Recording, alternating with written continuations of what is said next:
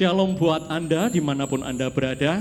Hari ini masih mengenai greater blessing. Terima kasih buat Bapak David Ferianto yang memberikan waktu untuk saya menyampaikan firman atau isi hati Tuhan. Ya, jadi saat saya berdoa mengenai firman Tuhan, apa yang hendak saya sampaikan pada hari ini, mata Tuhan mengarahkan saya untuk bagaimana kita memperbesar kapasitas. Bagaimana bisa kita menerima berkat-Nya yang mulia, yang besar dalam kehidupan kita jika kita terus berada pada kapasitas hati, kapasitas hidup yang sederhana. Tentu semua akan meluber keluar. Untuk mendukung apa yang akan saya sampaikan, mari kita buka firman Tuhan di 2 Petrus. Yang pertama, ayat 3 sampai yang ke-15. 2 Petrus 1 ayat 3 sampai yang ke-15. Demikian surat Petrus yang kedua, panggilan dan pilihan Allah. Karena kuasa ilahinya telah menganugerahkan kepada kita segala sesuatu yang berguna. Jadi sudah disediakan oleh Tuhan semua yang berguna untuk kita hidup yang saleh oleh pengenalan kita akan Dia yang telah memanggil kita oleh kuasa-Nya yang mulia dan ajaib. Dengan jalan itu Ia telah menganugerahkan kepada kita janji-janji yang berharga dan yang sangat besar. Katakan sangat besar. Supaya olehnya kamu boleh mengambil bagian dalam kodrat ilahi dan luput dari hawa nafsu duniawi yang membinasakan dunia.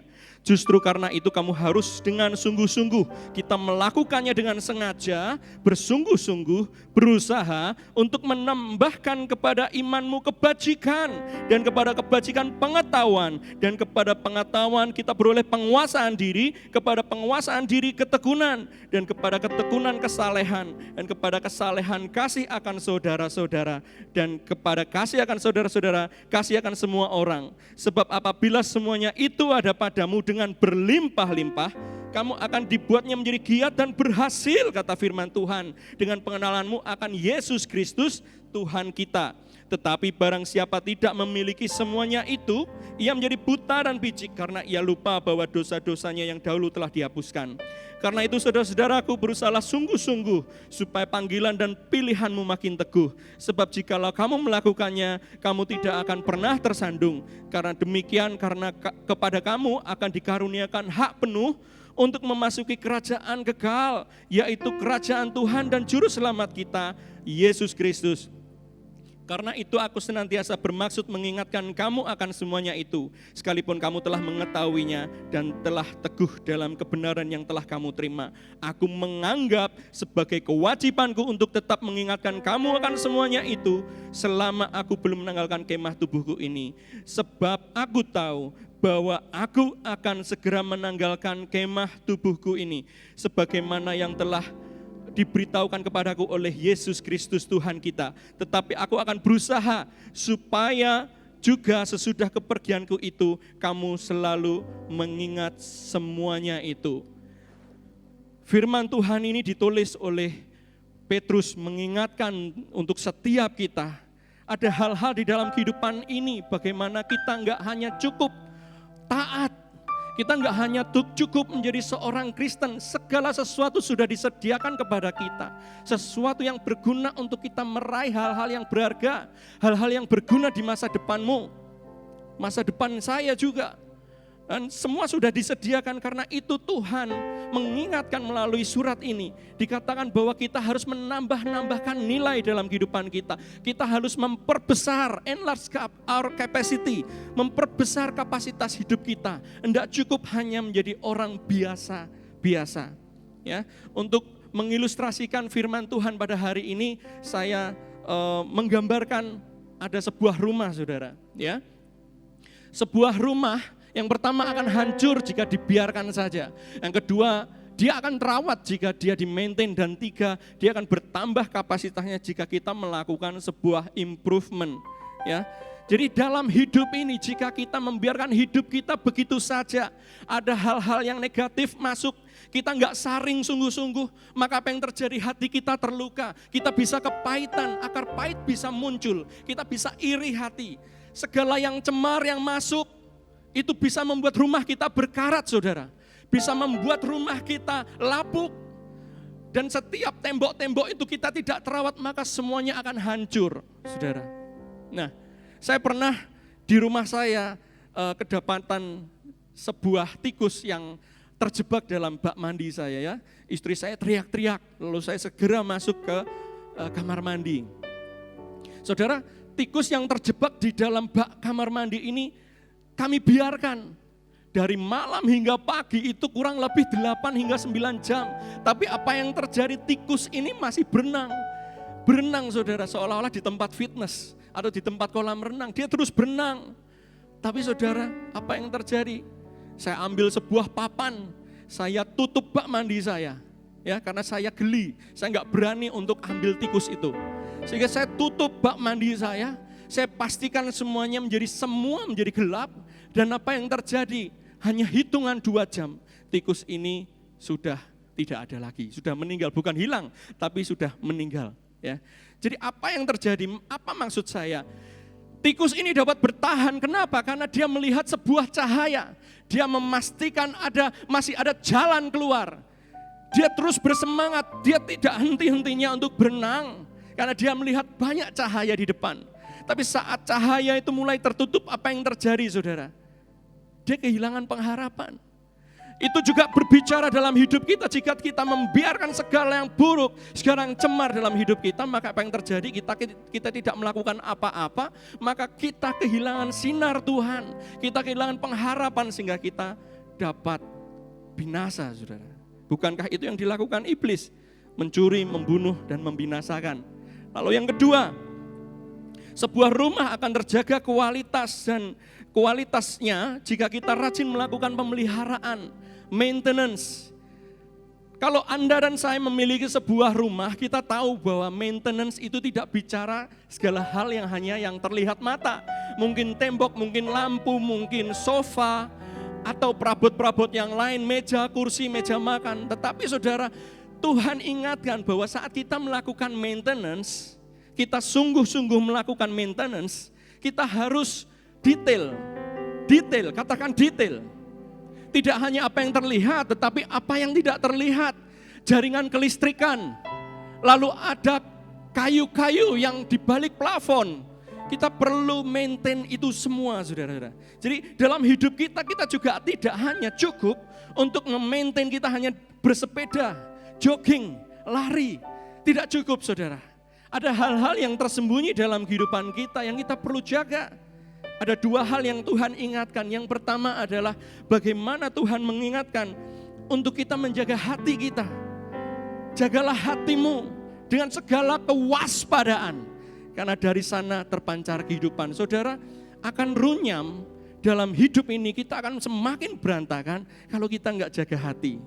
Apa kata orang? Kita hanya dengar apa kata orang. Kita mulai tertutup dengan apa kata Tuhan. Kita mulai terhasut dengan kiri kanan sehingga kita menjadi lemah. Atau bahkan kita menjadi kepanjangan tangan. Kita ikut mengatakan hal-hal yang negatif, saudara.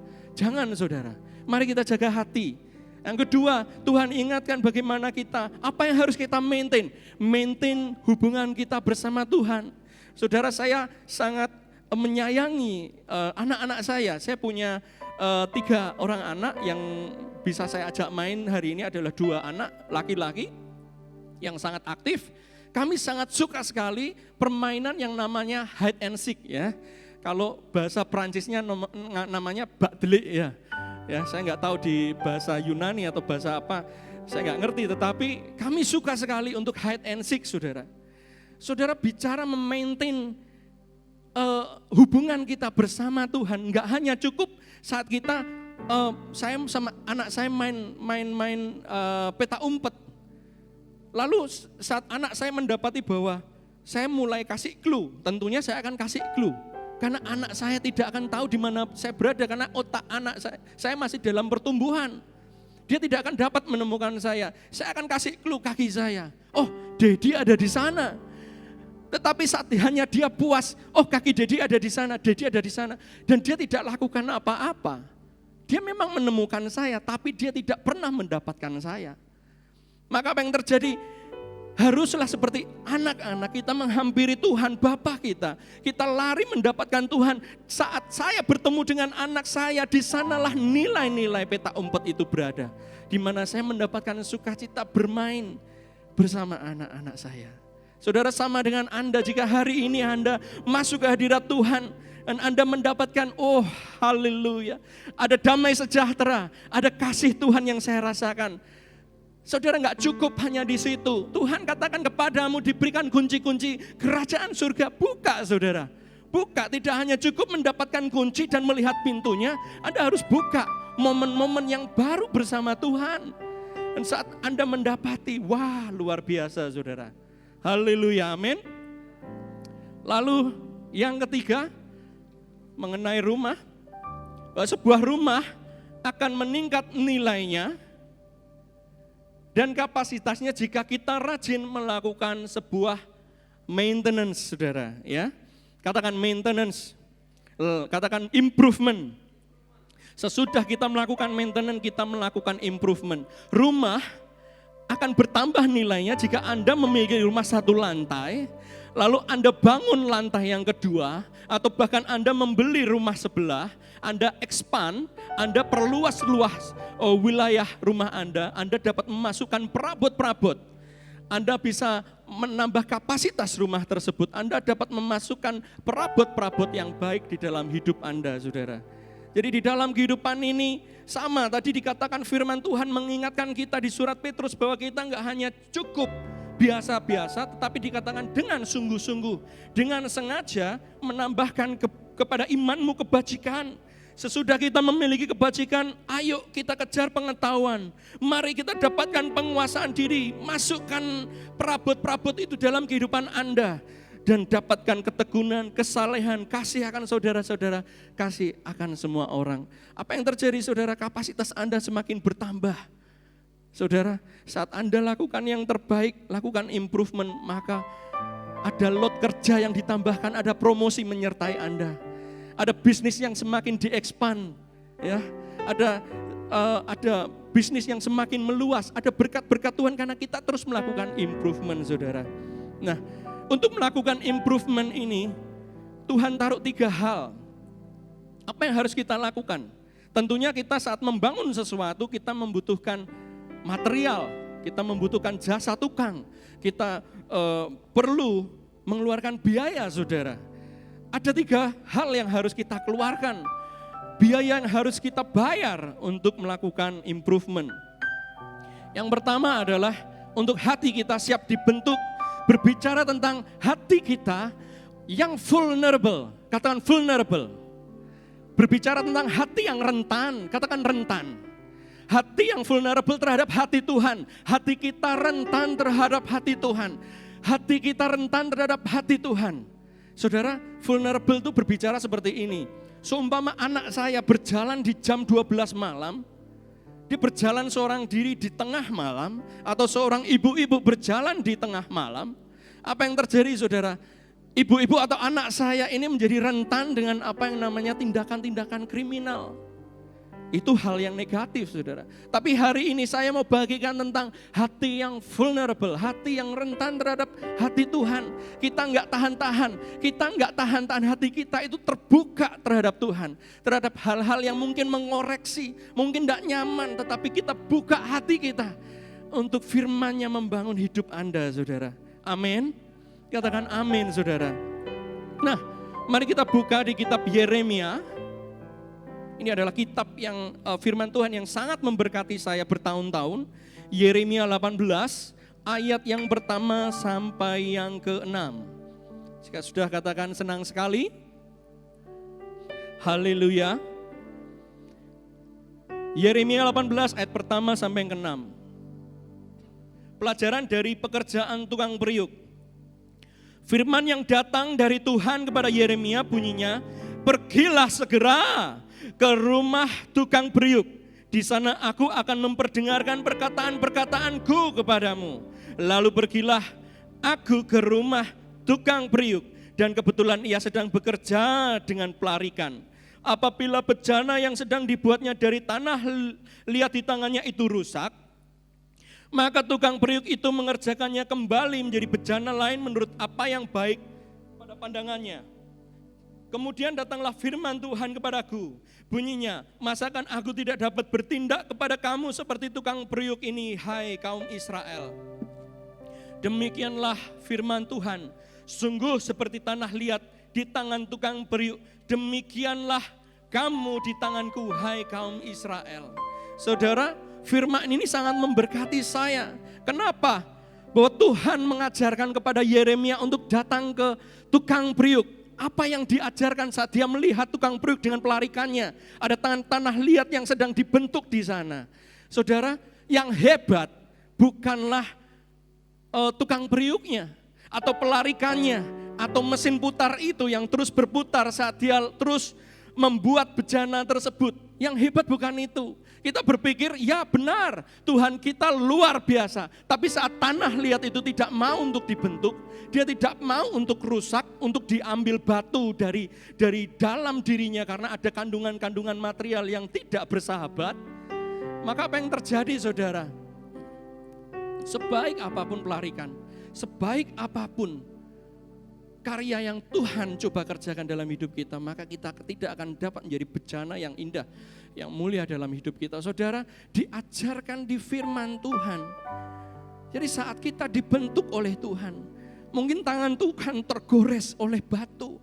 Mungkin karena kita kepahitan ada batu menempel di tanah liat hidup kita. Dan Tuhan mau ambil, mungkin sudah bentuknya setengah jadi atau 3/4 jadi, tapi saat didapati ada batu. Apa yang terjadi, saudara? Diambil. Maukah engkau ambil? Maukah engkau ini? Saya ambil, kata Tuhan. Mungkin saat engkau diambil, sakit. Sakitnya enggak cukup di situ, saudara. Sakitnya enggak cukup di situ. Kenapa? Karena rasa sakit itu dia enggak bisa dibentuk lagi. Karena strukturnya sudah berubah. Dia tidak bisa diteruskan lalu ditempel. Tidak mudah, saudara. Bejana tanah liat tidak dibuat dengan cara demikian. Maka dia harus diremukkan kembali. Diremas kembali, dibentuknya dari awal. Dan itu dilakukan secara repetisi. Jika kita ditemukan hal-hal yang kurang baik, saudara, maka izinkan Tuhan mengambil batu-batu itu dalam hidupmu.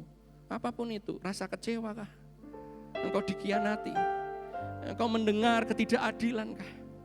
Jangan simpan itu di dalam hatimu. Jangan simpan itu dalam hidupmu, saudara. Mari kita rela untuk dibentuk oleh Tuhan. Saudara, tahun 2008 saya sudah melayani Tuhan, saya terpanggil pada menerima Tuhan Yesus sebagai juru selamat di 2002. Saya melayani di CG, saya melayani sebagai sponsor, saya melayani sebagai konselor, saya melayani sebagai seorang CGL. Nah, 2008 itu adalah momen-momen yang tidak akan pernah saya lupakan. Kenapa? Tuhan mengajarkan banyak hal, saudara. Di tahun 2008 itu saya mengalami kecelakaan, ya. Oh sorry.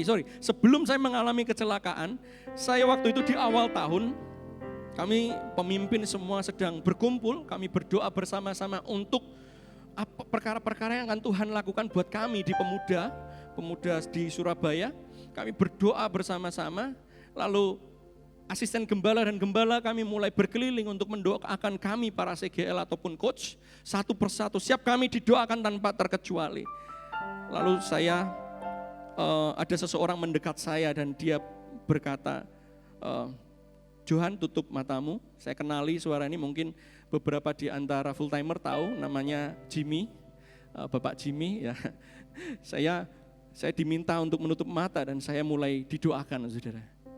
Dan dia mulai berkata, Johan, hari ini Tuhan mau katakan sesuatu, bahwa supaya pujian dan penyembahanmu sungguh-sungguh, hidupmu sungguh-sungguh kepada Tuhan, Tuhan mau ambil sesuatu yang berharga dalam hidupmu. Saya terkejut di dalam hati, saya tidak merespon dengan secara kasat mata, tapi di hati saya merespon, kehilangan apa? Saya mulai khawatir tentang hubungan saya dengan pacar saya yang jadi istri saya hari ini.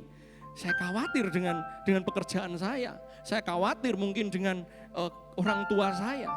Dan saya enggak mengerti, tapi saya belajar untuk tunduk dan saya terima firman itu. Kalau ini mengajarkan saya tentang sesuatu, Tuhan hendak mengajarkan sesuatu kepada saya akan lakukan. Saudara, pada tahun itu 2008 saya mengalami kecelakaan, saudara. Saya mulai mengalami kecelakaan, lalu pundak saya naik.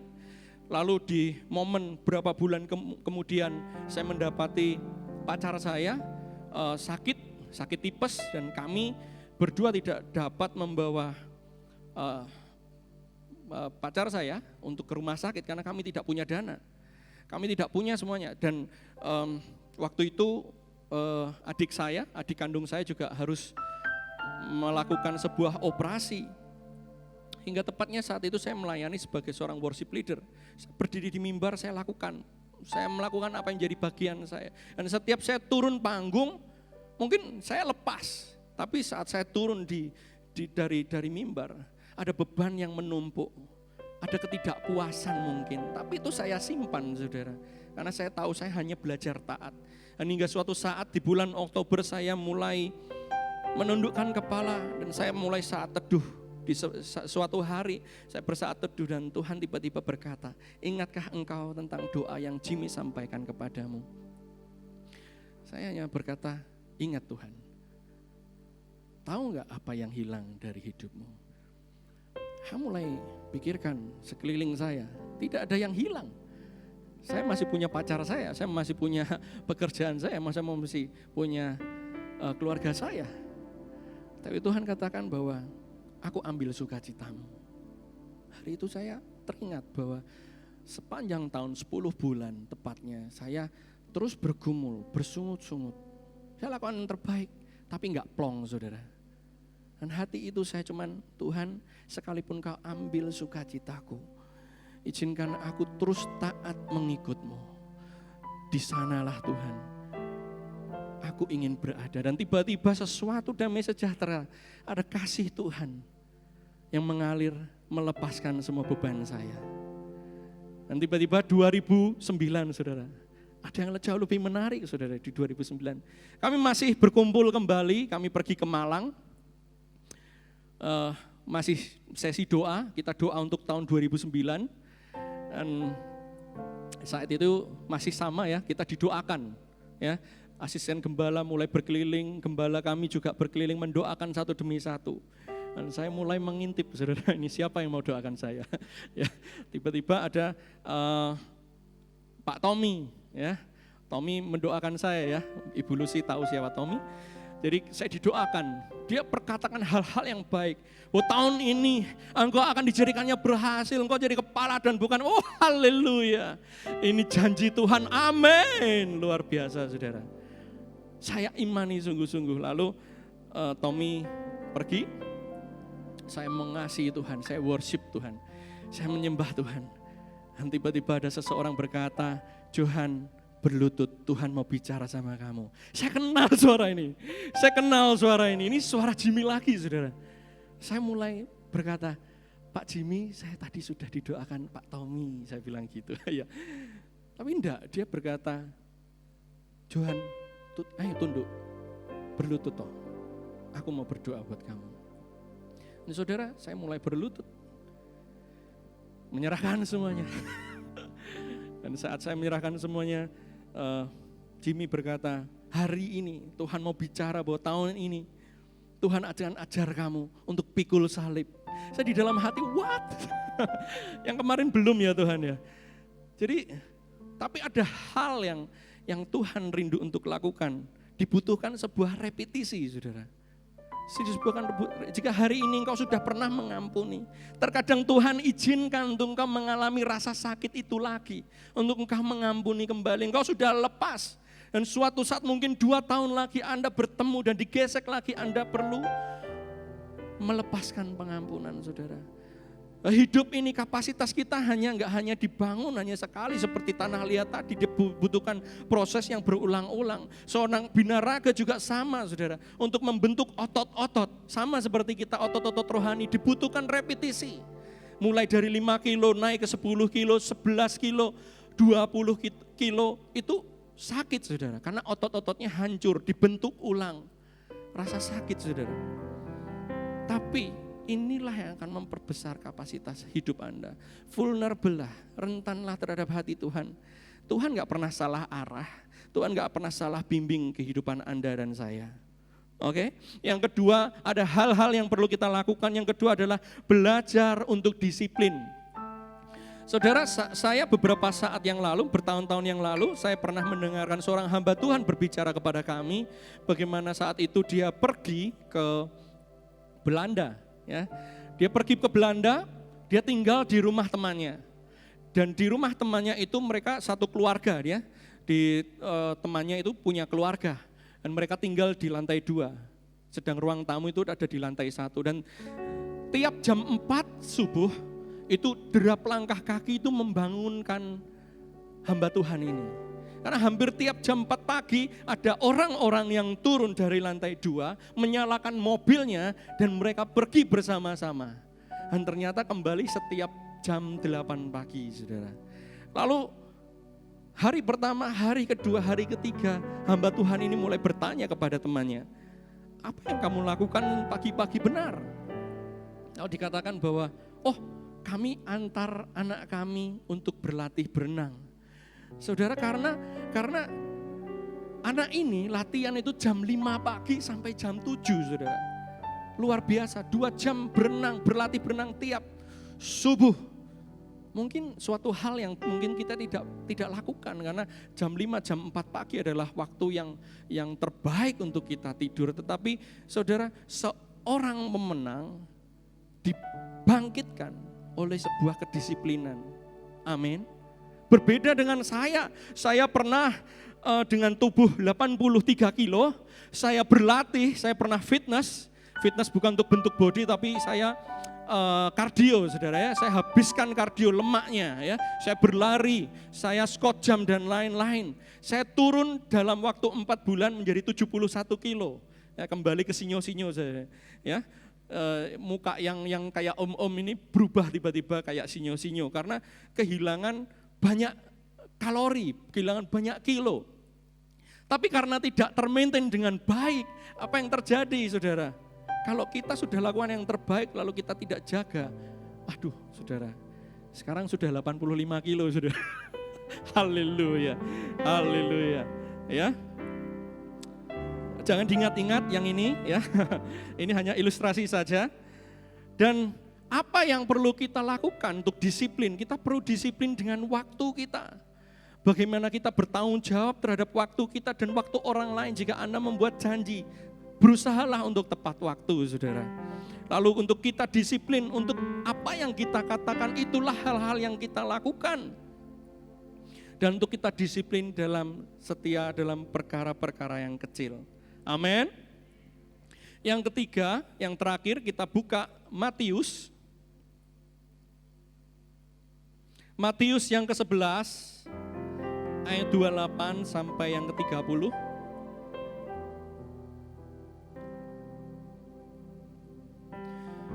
Matius 11 ayat 28 sampai yang 30. Marilah kepadaku semua yang letih lesu dan berbeban berat, aku akan memberikan kelegaan kepadamu. Pikulah guk yang kupasang, belajarlah padaku karena aku lemah lembut dan rendah hati, dan jiwamu akan mendapatkan ketenangan. Sebab guk yang kupasang itu enak dan bebanku pun ringan. Wah, luar biasa, saudara. Kadang-kadang kita tidak dapat memahami secara langsung karena firman Tuhan itu harus kita cerna, saudara. Kalau Anda makan kedondong, Anda tidak kupas, Anda tidak buang bijinya, maka tersangkut, saudara. Anda harus cerna segala hal-hal yang masuk, ya. Kita baca firman Tuhan ini dikatakan bahwa kenapa orang yang letih lesu dan berbeban berat harus datang kepada Tuhan, dikasih guk lagi. Harus pikul guk lagi. Sesuatu hal yang seolah-olah buat daging kita itu membebani, saudara. Ya, terkadang Tuhan mau ajarkan sesuatu. Dikatakan bahwa sebuah pedati yang menarik sebuah bajak itu tidak ditarik hanya sekedar satu sapi. Memang ada yang satu sapi, tapi kebanyakan ada 2 sapi di sana. Berbicara tentang apa? Setiap guk yang terpasang dalam kehidupan kita, saat kita mengikut Tuhan, Tuhan mengajarkan hal-hal yang baru, itu mungkin berat, saudara. Tapi kita nggak pernah sendiri, ada Tuhan di samping kita. Berbicara saat kita berjalan, walk with God, Di dalam hal ini Tuhan mau ajarkan, saat kita fokus sama Tuhan ada dua hal. Yang pertama, kita akan berada dalam kecepatan yang sama dengan Tuhan. Karena kita sedang berdamping-dampingan dengan Tuhan. Kita enggak berjalan sendiri, kita berjalan setapak demi setapak. Yang kita dapatkan adalah kita dalam kecepatan yang sama dengan Tuhan. Kita enggak terlalu cepat karena kita berusaha memintari Tuhan, tapi kita juga tidak terlambat. Kita enggak serong, kita dalam kecepatan yang sama, saudara. Ini poinnya saat kita fokus Tuhan. Anda fokus kepada Tuhan. Segala sesuatu indah pada waktunya saat Anda bersama-sama dengan Tuhan. Dan yang kedua adalah saat kita memikul guk itu. Guk itu ringan, tadi sudah dikatakan. Kita pikul sama-sama Tuhan. Kita akan jadi orang yang tepat sasaran. Kita enggak serong, kita selalu tepat sasaran. Kita berjalan dengan Tuhan itu membuat kita selalu tepat sasaran. Saudara, jika hari ini saya berada di sebuah bandara di Soekarno-Hatta untuk saya mau pergi ke Jepang misalkan, atau saya pergi ke Irian Jaya, jika saya sudah punya tiket tertulis Garuda jam 16.00 gate 3, bukan berarti setiap panggilan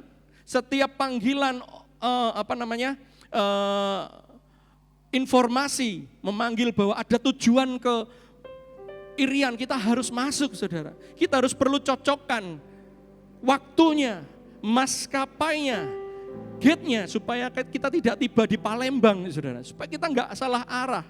Sama saat kita fokus dengan Tuhan, saudara, ketahuilah bahwa Anda sedang bersama-sama dengan Tuhan, memiliki tujuan yang sama. Jadi hal-hal ini yang perlu kita bangun, harus kita bayar, saudara.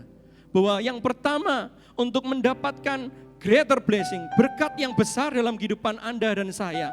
Yang pertama kita harus memiliki hati yang vulnerable. Yang kedua kita perlu untuk disiplin. Dan yang ketiga untuk kita fokus kepada Tuhan. Haleluya.